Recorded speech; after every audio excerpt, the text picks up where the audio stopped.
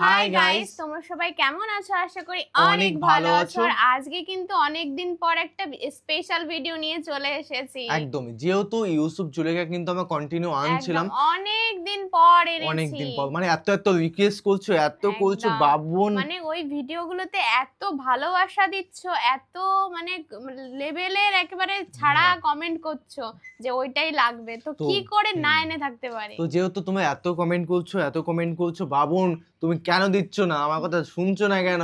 তুমি এসএস গুলো দেখো না, মানে এমন ভাবে তোমার বলছো, মানে ব্ল্যাকমেল তো করছো। আমার নিজেই কষ্ট লাগছে যখন তোমাদের রিকোয়েস্ট গুলো আমি দিতে পারি না, তখন আমার নিজের খারাপ লাগে, মনের মধ্যে অনেকটা অশান্তি চলে। অ্যাকচুয়ালি দেখো, তোমাদেরকে ভালোবাসা, তোমাদেরকে আপন করে নেওয়ার পর না আর ইচ্ছে করে না যে তোমাদের ভালো লাগাটাকে আমাদের ভালো লাগাটা অবশ্যই মেটার করে। তোমাদের যেটা ভালো লাগে আমাদের সেটা ভালো লাগবে অবশ্যই, কারণ তোমরা আমাদেরকে ভালোবাসো, তা আমাদের তো সেটা উচিত তোমাদের ভালোবাসাতে সেটা আমাদের মিলিয়ে নিয়ে। তো অবশ্যই দেখবো ইউসুফ জুলেখা প্রথম পর্ব আবার চেষ্টা করছি কন্টিনিউ আনা, কিন্তু একটা কথা, মাঝে মাঝে অন্য ভিডিও আসবে, তার মধ্যে আবার ইউসুফ জুলেখা আসবে, মানে সপ্তাহে 3 দিন সামথিং আসবে। গুলিয়ে সমস্ত কিছু নিয়ে চলে তো অবশ্যই দেখবো। আর মেইন ভিডিও তোমার ডিসক্রিপশন বক্সে পেয়ে যাবে, ওখান থেকে তোমরা চেক আউট করতে পারো। গাইস, একটা রিকোয়েস্ট, প্লিজ সাবস্ক্রাইব করে পাশে থাকা বেল আইকনটা অল করে দিও, নিত্য নতুন ভিডিও আপডেট পাওয়ার জন্য সবার প্রথমে। তো চলো গাইস, আজকে ভিডিওটি শুরু করা যাক। খ্রিস্টপূর্ব 1160 অব্দে ব্যাবেল নামক দেশের দক্ষিণে ফাদ্দান আরাম নামক এক শহর ছিল।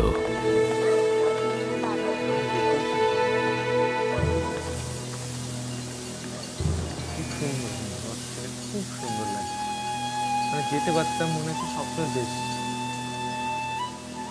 গাছপালা, বাড়ি ঘর।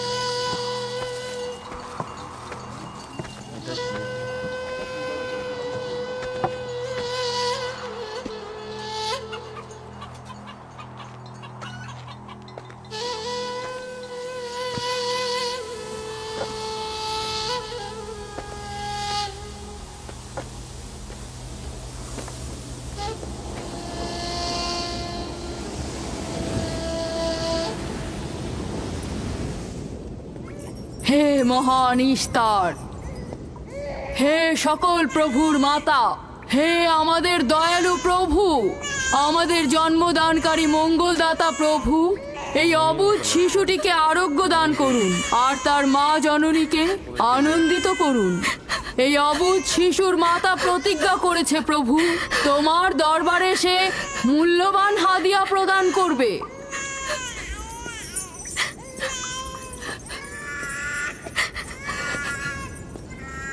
আমি মহান ইস্তারের কাছে প্রার্থনা করেছি যেন তিনি তোমার সন্তানকে জীবিত রাখেন। তুমি এখন তোমার সন্তানকে নিয়ে যেতে পারো। তুমি তোমার সন্তানকে ঠিক সেভাবে মানুষ করবে যেন সে বড় হয়ে নিজেকে ইস্তারের সেবায় বিলিয়ে দিতে পারে। আপনিও মহান ইস্তারের কাছে আমি অনেক কৃতজ্ঞ। মহান ইস্তারের ওপর রহমত বর্ষিত হোক। আপনার ওই ইস্তারের মেহেরবানিতে আমার মৃত সন্তান জীবিত অবস্থায় ফিরে এসেছে। ইস্তার মহান, তার ওপর রহমত বর্ষিত হোক। ইস্তার মহান, তার ওপর রহমত বর্ষিত হোক। মহান ইস্তার, তার ওপর রহমত বর্ষিত হোক। ইস্তার মহান, ইস্তার মহান, তার ওপর রহমত বর্ষিত। এই বাচ্চাটির মতো আমাদের সন্তানও নিশ্চয়ই সেরে উঠবে, তাই না? ইস্তার খোদা দয়ালু ও শক্তিশালী, তিনি নিশ্চয়ই আমাদের বাচ্চাকে সাফা দেবেন। হ্যাঁ, আমারও তাই মনে হয়।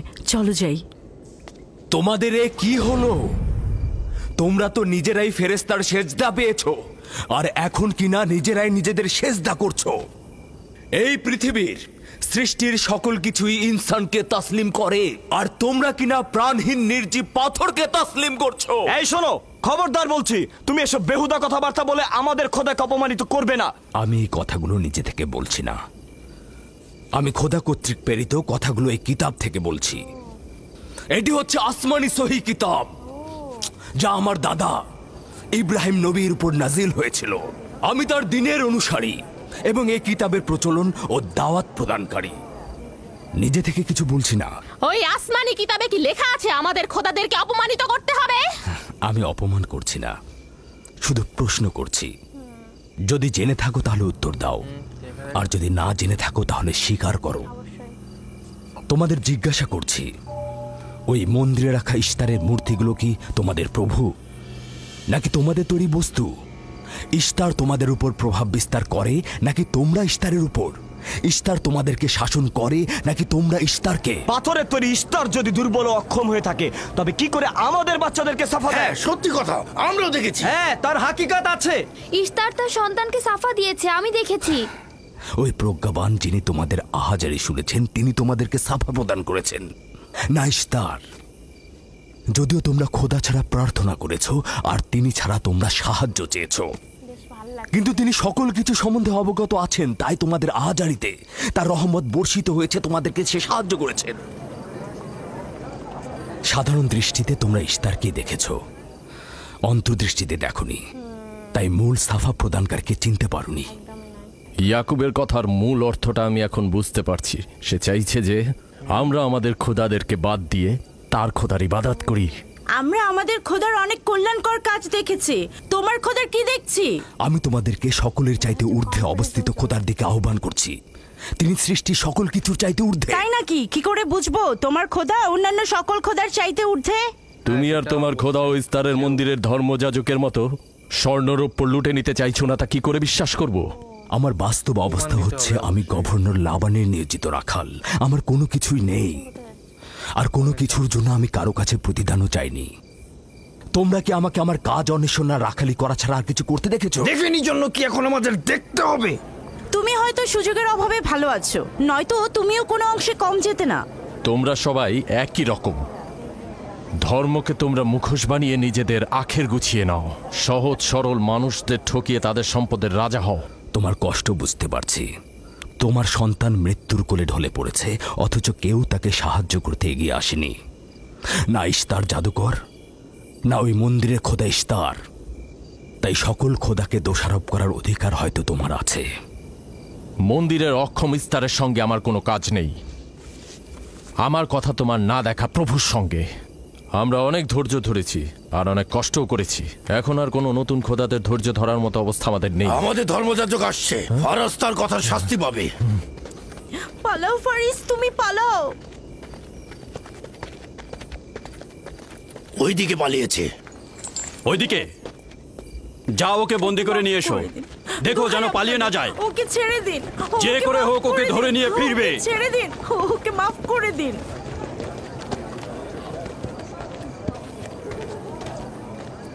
যদি শুধুমাত্র গভর্নরের জামাতা না হতে, তাহলে আমি জানি তোমাকে কিভাবে শায়েস্তা করতে হয়। মন্দিরের কোনো প্রতিনিধির সাথে আমার কোনো কাজ নেই। তোমরা সবাই চলে যাও। ইয়াকুবের কুফরি কথায় তোমরা কেউ কান দেবে না, আর কেউ বিশ্বাস করবে না। তোমরা কি কেউ দেখছো না? হ্যাঁ, এই ইয়াকুব তার কুফরি কথাবার্তার কারণে ফাদ্দানে দুর্ভিক্ষ নিয়ে আসছে। আমাদের ধর্মযাজক ঠিক কথাটাই বলেছেন। ইশতারের অভিশাপে বালা মুসিবত আসার পূর্বেই চলো চলো আমরা এখান থেকে চলে যাই।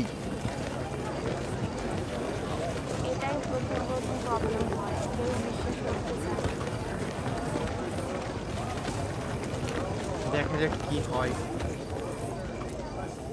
কি দাঁড়ায় লাস্ট পর্যন্ত এপিসোড। বিশ্বাসটা করানো খুব কঠিন, সত্যি অনেকটাই কঠিন, দেখে যতটা বোঝা যাচ্ছে।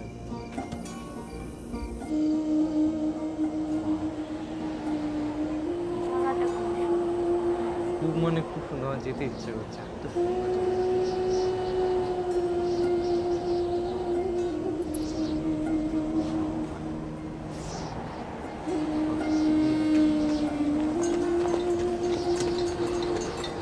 যদি খুব শীঘ্রই বৃষ্টিপাত না হয় তাহলে ফাদ্দানবাসীর সকল ফসল নষ্ট হয়ে যাবে। আশা করছি মহান খোদা অতি দ্রুতই বৃষ্টিপাত প্রদান করবেন। ওখানে কি হচ্ছে বাবা? এটা ফাদ্দানবাসীর প্রাচীন রীতিনীতি। এখানে ইস্তার নিয়ে কেউ কটু কথা বললে তাকে আগুনে নিক্ষেপ করে হত্যা করা হয়। বিচার করা হয় না সে সত্য বলেছে কিনা। ছেড়ে দাও, ছেড়ে দাও আমাকে বলছি, ছেড়ে দাও আমাকে, ছাড়ো বলছি। হে মহান ধর্মগুরু, ওকে মাফ করে দাও, আমাদের উপর রহম করো। আমাকে ছাড়ো, ছাড়ো, আমার কি দোষ? আমি তো কিছু করি নাই। আমি কি বলেছি তোমাদের? আমাকে আমাকে এভাবে বেঁধে নিয়ে যাচ্ছ? আমাকে ছাড়ো। শোনো, তুমি এখানে ভেড়ার পালগুলো দেখে রাখো, আমি একটু আসছি। ছাড়ো, ছাড়ো, ছাড়ো আমাকে। এই, ছেড়ে দাও, ছেড়ে দাও, ছেড়ে দাও। এই, তোমরা তোমরা নির্মমতা করছো, তোমরা আমার উপর নির্মমতা করছো। আমাদের রহম করো। ছেড়ে দাও, ছেড়ে দাও। এই, আমার কি দোষ? আমার কি দোষ? আমাকে ছাড়ো, ছেড়ে দাও। এই, তোমরা আমার উপর অবিচার করছো। ওই যে দেখো, ইয়াকুব রাখাল, গভর্নর লাবানের জামাতা। ঠিক করছো না। আমাদের উপর দয়া করুন, আমাদের উপর রহম করুন। কাফেরের শাস্তি একটাই। ফাদ্দানবাসী, তোমরা দেখে রাখো, তোমরা অবশ্যই শাস্তি পাওয়া উচিত। একদম ঠিকটা আমার উপর অবিচার হচ্ছে। আমি কিন্তু আমাকে এভাবে অমানবিক ভাবে পড়ানো হচ্ছে। এটা তোমরা সহ্য করো না, তোমরা জেগে ওঠো। আমাকে বাঁচাও, বাঁচাও ফাদ্দানবাসী, আমাকে বাঁচাও ফাদ্দানবাসী। আমি বলছি আমি কোনো অন্যায় করিনি। অভিযুক্ত ফারাজ ইস্তারের শত্রু ও পাথর দিয়ে ইস্তারকে আক্রমণ করতে চেয়েছে এবং আমাদের খোদাকে অসমর্থ ও নালায়েক বলে আখ্যায়িত করেছে। ফাদ্দান শহরের প্রাচীন রীতিনীতি অনুযায়ী যে আমাদের খোদা ইস্তারকে অবমাননা করবে তাকে অবশ্যই আগুনে নিক্ষেপ করে হত্যা করা হবে। ফাদ্দানবাসী, তোমরা কি এরকম চুপ করে পাথরের মতো আমাকে দেখে যাবে? তোমরা কি কিছুই বলবে না? আমাকে এরকম অমানবিক ভাবে অত্যাচার করে পোড়াতে যাচ্ছে এই লোকজন। তোমরা কি কিছুই বেচারা ফারাজ, তোমরা কি নিশ্চুপ হয়ে সারা জীবন দেখে যাবে? ফাদ্দানবাসী, রক্ষা করো আমাকে, কেউ তো এগো।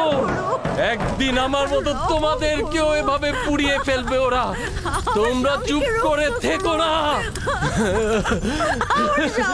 তোমরা এভাবে আমাকে মেরো না। আমার প্রাণ ভিক্ষা দাও, আমাকে এভাবে মেরো না। বেহুদা কান্নাকাটি করো না, হয়তো রক্তের মূল্য পরিশোধ করো, নয়তো আগুনে পুড়বার জন্য প্রস্তুত হও।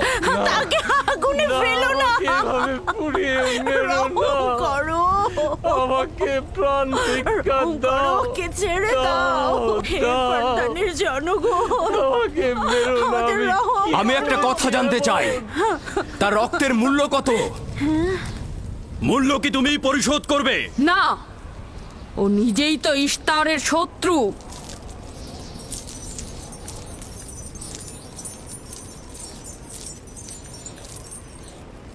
তুমি নিজেই তো ইস্তারের শত্রু, প্রথমে তোমার নিজের রক্তের মূল্য পরিশোধ করো। তাহলে আমাকে বন্দি করছো না কেন? বন্দি করো। অগ্নিপিণ্ডের মধ্যে নিক্ষিপ্ত হওয়া তো আমাদের বংশের প্রাচীন ঐতিহ্য। আমার দাদা ইব্রাহিম, উনিও তো একবার নমরুদের আদেশে অগ্নিপিণ্ডের মধ্যে নিক্ষিপ্ত হয়েছিলেন। এখন পর্যন্ত তুমি যে গ্রেপ্তার হওনি তার কারণ তুমি হচ্ছ গভর্নরের ভাগিনা। তার অর্থ দাঁড়াচ্ছে এই যে আমার মামা গভর্নর লাবান ইস্তারে খোদাকে অবমাননা করতে পারে কোনো শাস্তি ছাড়াই। ওকে গ্রেপ্তার করো আর ওর দাদার মতো ওকেও আগুনে নিক্ষেপ করো।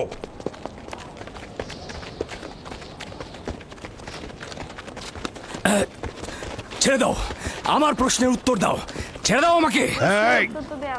এখানে কি হচ্ছে এসব?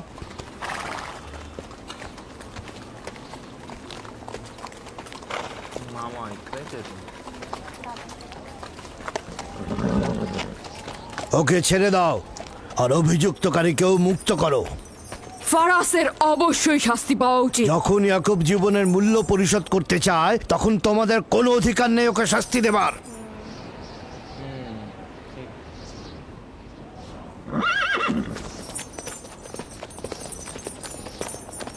তাকে মুক্ত করে দিন।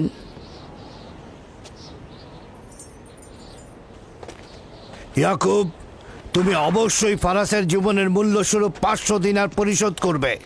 হ্যাঁ, কোনো সমস্যা নেই, আমি এই অর্থ পরিশোধ করব।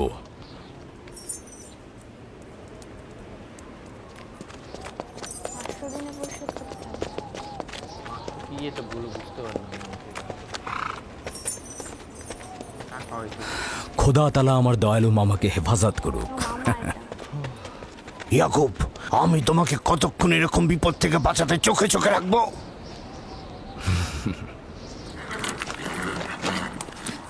মামাটা খুব সুন্দর।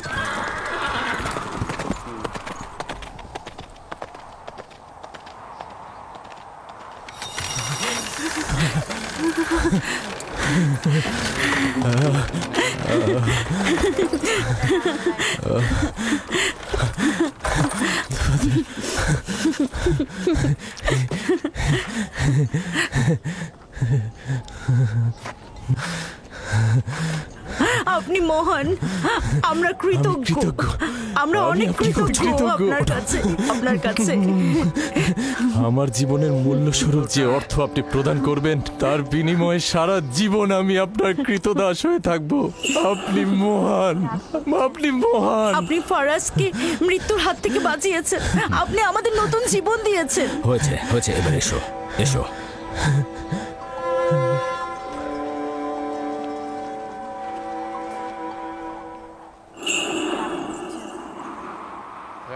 কথা বলতে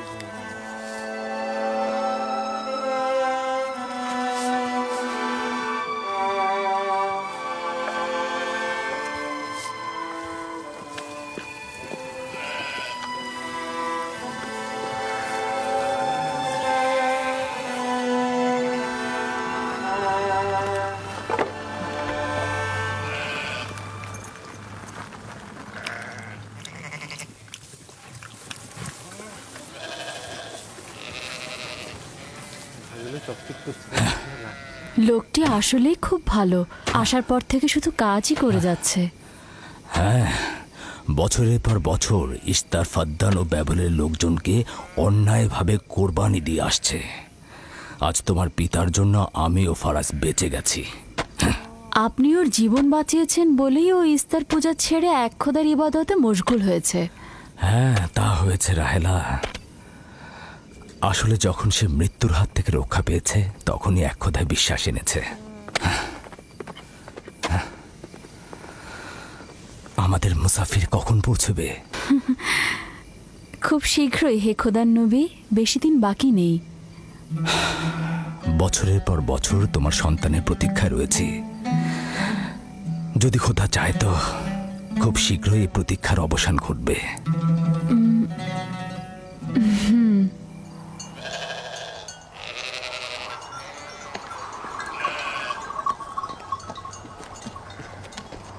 ইস্তেকদার, তোমার ও তোমার পরিবারকে সালাম।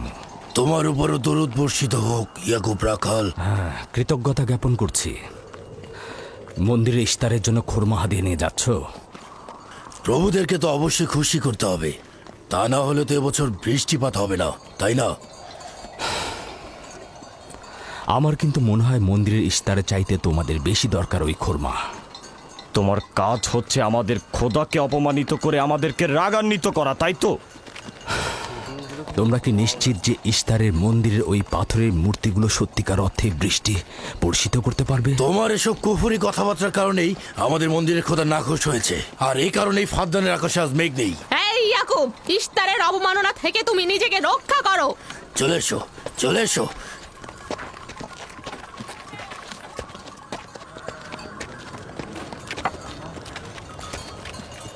এটা তোমাদের কেমন বিবেচনা? তোমরা শক্তিশালী ও দয়ালু এক খোদাকে রেখে নির্জীব পাথরের উপাসনা করছো। কেন তোমরা বিষাদগ্রস্ত জমিনে নিজেদের আত্মাকে এক খোদার ঈমানের নূরে আলোকিত করছো না?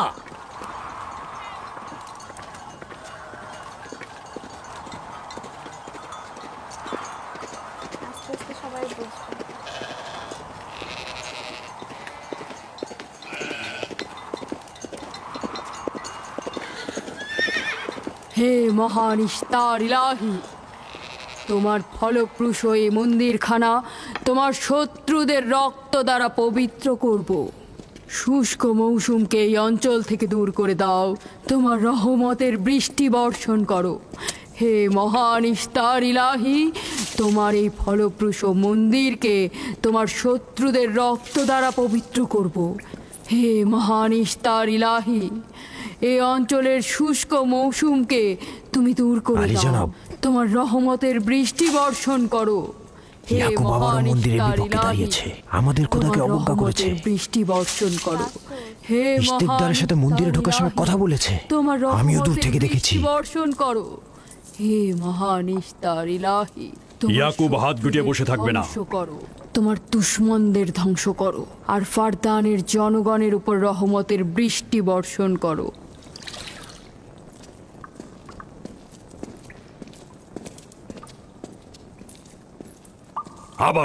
ইয়াকুব আবারও শুরু করেছে। আশা করছি ওর উপর এবার খোদার লানত বর্ষিত হবে। এখন আমাদের কি করা উচিত? লাবানকে এখানে ডাকো, তার সাথেই সমাধান করব।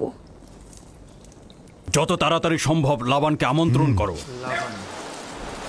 নেক্সট টাইম আবার আনবো। নেক্সট আরেকটা পার্টে নিয়ে চলে আসবো। আর আজকে কিন্তু অনেক ভালো লাগলো, মানে সত্যি কথা বলতে কি মনেই হচ্ছিল না যে স্টপ করি, হ্যাঁ, দেখেই মানে যাই এটাই মনে হচ্ছিল। টাইমটা 20 মিনিট কিভাবে কেটে গেল একদম। জাস্ট সত্যি কখনোই মনে হয় কষ্টটাকে কষ্ট মনে হলো না যে বসেই আছি দেখছি। ওইটাই তো, এইটা। ভালোটাকে আমরা যখন লাগিয়ে নিই ভালো জিনিসটা, মানে তখন ভালো জিনিস যখন মনের সঙ্গে কানেক্ট করে নি তখন কিন্তু কষ্টটা কষ্ট মনে হয় না। এই যে যে তোমাদের সঙ্গে ভিডিও বানাচ্ছি, একদম। পোস্ট করছি, দেখছি, এগুলো ফিল হয় না। অনেক ভালো লাগে, মানে এত অনেক সুন্দর ভালো লাগে। তোমাদের ভালো লাগাতে আমরা কেমন আর যেন ভালো আজকের লেগে গেছে। ভিডিওটা তোমাদের কেমন লেগেছে সেটা হ্যাঁ। কমেন্টে জানাও। এরকম ধরনের ভিডিও আরো দেখতে চাও কিনা, নেক্সট পার্ট দেখতে চাও কিনা সেটাও কমেন্টে আর জানাও। ইউসুফ জুলেখা দেখতে চাও কিনা অবশ্যই আমাদের কমেন্টে কমেন্টে জানাও। জানাও। আর মাঝে মাঝেই কিন্তু আসবে, প্রত্যেকটা দিন একদম, আসবে, তার মাঝে জন্য মাঝে চেক আউট করতেই থাকতে হবে। একদম। তো চলো গাইস, নতুন একটা ফ্রেশ ভিডিওতে দেখা হবে, সাবস্ক্রাইব করে দিও, অবশ্যই। এরকম ভালোবাসা দিতে থাকো। Bye bye, tata, take care.